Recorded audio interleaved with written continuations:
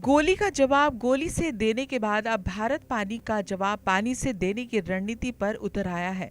आतंकियों को पालने वाले पाकिस्तान के खिलाफ नई दिल्ली ने जल मोर्चा पर अब तक का सबसे बड़ा दांव चल दिया। सिंधु जल संधि पर कड़ा रुख अख्तियार करने के बाद मोदी सरकार ने चिनाब नदी के अतिरिक्त पानी को भारत की सीमाओं के भीतर ही रोकने का चक्रव्यूह तैयार किया है। सरकार का यह नया ब्लूप्रिंट आने वाले सालों में पाकिस्तान की प्यास और उसकी खेती दोनों के लिए एक बहुत बड़ी मुसीबत बनने वाला है। पानी के लिए त्राहिमाम करेगा पाक। चिनाब ब्यास महाप्रोजेक्ट को हरी झंडी। 230 करोड़ की जल परियोजना अगस्त से शुरू होगा काम। इस बेहद जटिल और महत्वाकांक्षी योजना के तहत चिनाब नदी के सरप्लस पानी को मोड़कर व्यास बेसिन की तरफ लाया जाएगा। हिमाचल प्रदेश के लाहौर स्पीति की कड़ाके की ठंड और दुर्गम पहाड़ियों के बीच इस प्रोजेक्ट को अंजाम दिया जाएगा। यहाँ पानी पर 9 मीटर ऊंचा एक विशाल बैराज बनाया जाएगा और पानी को मोड़ने के लिए करीब 9 किलोमीटर लंबी अत्याधुनिक सुरंग खोदी जाएगी। यानी जो पानी अब तक पाकिस्तान की तरफ मुफ्त में बह जाता था, उसे रोककर भारत अपनी सूखी धरती को सींचेगा और बिजली बनाएगा। 19 मीटर ऊंचा बनेगा बैराज, 9 किलोमीटर लंबी गुप्त सुरंग, भविष्य का विशाल हाइड्रो प्रोजेक्ट। विशेषज्ञों की माने तो ये सिर्फ एक साधारण पन बिजली या सिंचाई परियोजना नहीं, बल्कि ये शुद्ध रूप से एक रणनीतिक मिशन है। चिनाब नदी समूचे सिंधु जल तंत्र की रीढ़ मानी जाती है और पाकिस्तान के पंजाब प्रांत की कृषि व्यवस्था पूरी तरह इसी पानी पर टिकी हुई है। भारत ने साफ कर दिया है कि वो अंतर्राष्ट्रीय नियमों के दायरे में रहकर अपने हिस्से के पानी की एक एक बूंद का इस्तेमाल करेगा।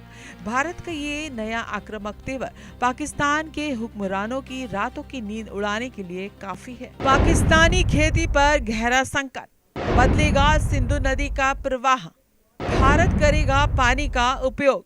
हिमाचल का लाहौर स्पीति इलाका अपनी बेहद कठिन और जानलेवा भौगोलिक परिस्थितियों के लिए जाना जाता है।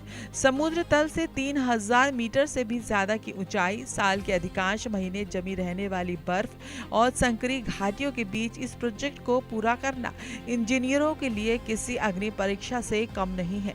लेकिन इसके बावजूद सरकार ने इस प्रोजेक्ट को साल 2029 तक का पूरा करने का कड़ा समय तय किया है।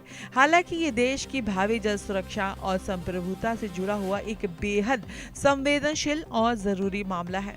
लाहौर स्पीति का सबसे कठिन मिशन, बर्फीली चोटियों पर निर्माण कार्य, 2029 तक पूरा होगा प्रोजेक्ट। जल, जिसे अब तक सिर्फ एक प्राकृतिक संसाधन समझा जाता था, अब 21वीं सदी की भू राजनीति का सबसे अचूक और धारदार हथियार बन चुका है। भारत सरकार ने वैश्विक मंचों पर अपनी नीति बिल्कुल स्पष्ट कर दी है कि आतंकवाद और जल सहयोग दोनों साथ साथ नहीं चल सकते। अगर चिनाब व्यास लिंक परियोजना अपने तय समय पर पूरी हो जाती है तो भारत के पास पाकिस्तान को नियंत्रित करने का एक ऐसा रिमोट कंट्रोल आ जाएगा जिसका कोई तोड़ फिलहाल इस्लामाबाद के पास मौजूद नहीं है और वो बेबस हो जाएगा। पानी बना नया कूटनीतिक हथियार, सुरक्षा नीति को पहली प्राथमिकता, नदी जोड़ो मिशन पर फोकस।